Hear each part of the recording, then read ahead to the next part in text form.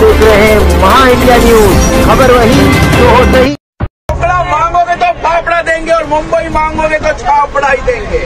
हे आमचं तत्व आहे।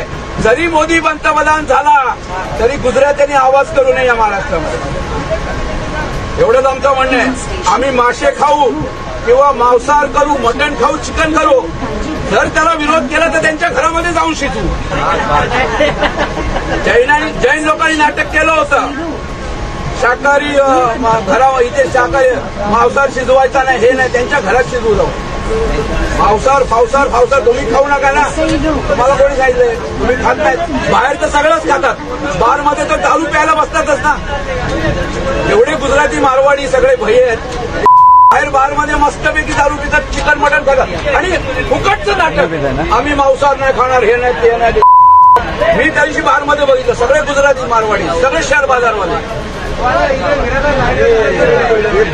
जीएम पण पितात ना, बडीशेप 25 रुपये 90। बाजूला पितो, बाजूला काय प्रॉब्लेम? तुम्ही कहता बार में जातात, बार में कसे जातील?